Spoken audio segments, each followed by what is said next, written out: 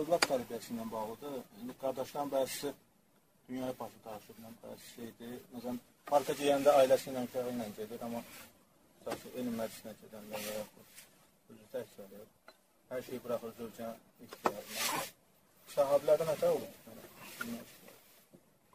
Övlad tərbiyəsi, ailə. Ümumiyyətlə, elm tələbi, bu düzdür, qardaş düzdür, yəni biraz qüsurdur. Elə bil ki, bəzi ailələrdə və bir çox ailələrdə elə başa düşülür ki, elmi yalnız ailə başçısı kişi elm tələb eləməlidir. Amma şəri yöndən belə deyil. Peyğəmbər sallallahu aleyhi ve sellem səhih hədis budur ki, talabul ilmi faridətun alə kulli muslim və muslimə. Elm tələbi hər bir müsəlman kişi və qadın üzərinə fərzdir. Və misal Ayşə anamızı götür. Peyğəmbər sallallahu aleyhi və səlləmdən ən çox hədis nəql edən, çünki o zamanda elm hədis nəqli üzərində dururdu. Çünki elm bu idi. Yəni, istinbat, ictihad, belə şeylər nə idi? Qalə Rasulullah, fəalə Rasulullah, Allah Rasulundan gəlib soruşurdu, Allah Rasul deyirdi ki, belə elə qutardı. Aydındır, elm bu idi. Quran və sünnə. Ona görə Əli deyir ki, elm bir nöqtə idi, cahillər şirtdilər. Və Ayşə anamız Allah Rasulundan ən çox hədis nəql edən 7 sahabədən biridir. Və o 7 sahabədə, yəni 1000-dən çox hədis nəql edən. Və Ayşə anamız onlardandır, qadın idi.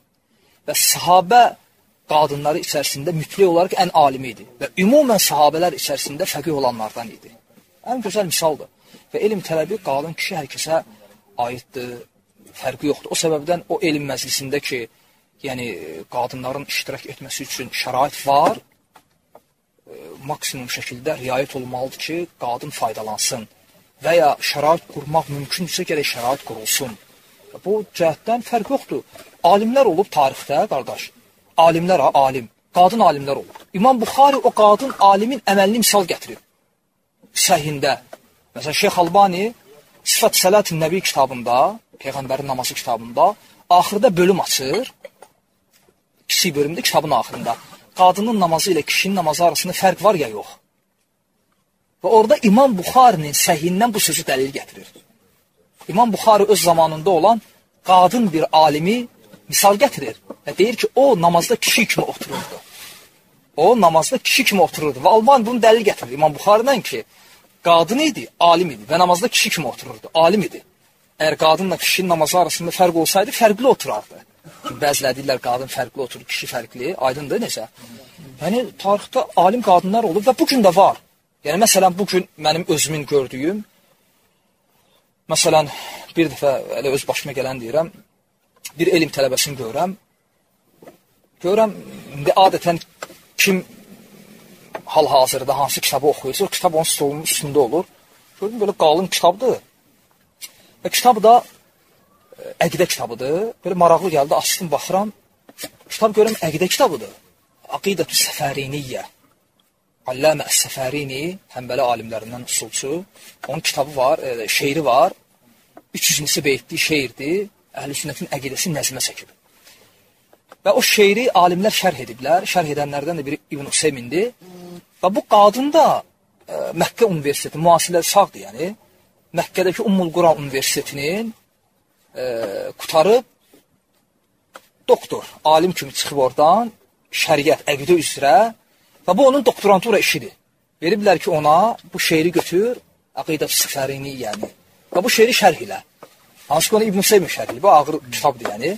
Və qadın o şərh eləyib, həmin gördüyüm elm tələbəsi də kişi elm tələbəsi təbii ki, o qadının yazdığı kitabdan əqidəni öyrənirdi. Bu normal haldır, yəni.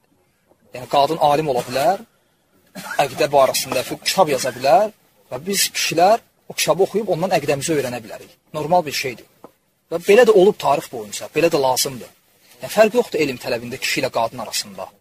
Qiyamət günü ailə məsuldur, kişi məsuldur.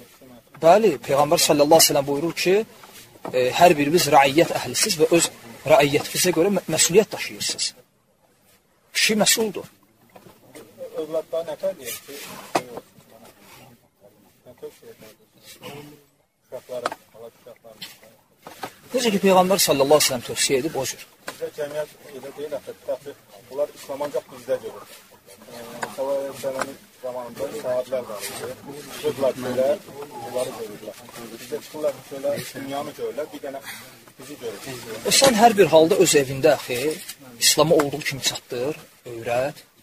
Yəni, amma qaldı ki, o başqa məsələlər, yəni o sabah durub şəriəti öyrənəcək, yoxsa həkim olacaq. Məsələlər artıq onun özünədir. Lakin sənə vacib olan nədir? O məsələlər ki var, tutaq ki, namazla əlaqəli, orucla əlaqəli, dəstəmazla əlaqəli, dinin əhkamları ilə əlaqəli, yəni gündəlik, hansı ki, hər bir müsəlmanın üzərində fardül ayn olan, həmçin əqidənin əsasları, bunu ata övladına öyrətməlidir. Ata övladına öyrətməlidir, o mənada yox ki, yəni həftədə 2 gün vaxt təyin edib evdə dərs deməlidir. Yəni evdə o ab-hava olmalıdır. Yəni məsələn, uşaq onsuz da evdə ata namaz qılanda, ana namaz qılanda iqamə verirsə, o uşaq o iqaməni o ananın, atanın dilindən öyrənəcək. Aydındır. Və ya evdə məsələn, evdə ana ata tutaq ki, seriala baxırsa, uşaq bu tərbiyəni götürəcək ki, deməli, baxmaq olar. Baxmırsa, deməli, baxmaq olmaz. Evdə uşaq öz evində, tutaq ki, mahnı eşitməyəndən sonra, biləcək ki, eşitmək olmaz. Yəni, o uşağa ehtiyac da yoxdur, deyəsən ki, olmaz. Çünki əksinə, daima eşitsə onu evdə, sən onu 50 dəfə də, həftədə 5 dəfə vaxt təyində, 2 saatdan və ona təlqinlə ki, musiqi haramda, amma evdə görür ki, dinləyir ana ata, onun heç bir faydası olmayacaq. Ona görə ən gözəli elə o ailədə, çünki uşaq ağ kağız kimidir də, nə yazırsan, o götürülür. Uşağın, xüsusən də o 7 yaşınasan, 7, sonra 10 yaşına, ümumiyyətlə erkənlik yaşınasan, onda nədir? Xüsusən də 7 yaşınasan, yəni yazıb oxumaq öyrədirəm, görüb götürmək. Nə görür, onu götürür. Yəni canlı tərbiyə olmalıdır, evdə o ab-hava olmalıdır. Vəssalam, bu ən gözəl tərbiyədir. Və lakin qaldı ki, belə bir şey 7 yaşından sonra gərək uşaq nəinki namaz, başqa şəhəri məsələlərdə, məsələn 7 yaşınacan gərək heç bir şey olmasın. Yəni tam rahat. Mən namaz qılıram, 4 yaşı var, 5 yaşı var, özü bilər, gəlib durar, durmaz.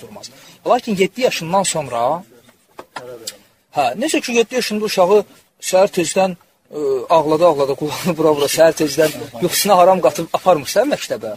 Necə ki dünyəvi məsələ, şəhər məsələ də belədir. 7 yaşından 10 yaşınacan, elə bil ki artıq ona nəzarət edirsən. Lakin təhdid eləmirsən, sıxmırsan, cəzalandırmırsan, çox danlamırsan, 7 yaşdan 10 yaşacan, 3 il. Və 10 yaşdan sonra artıq üzərində durursan. İxlasla.com saytı tərəfindən təqdim olundu.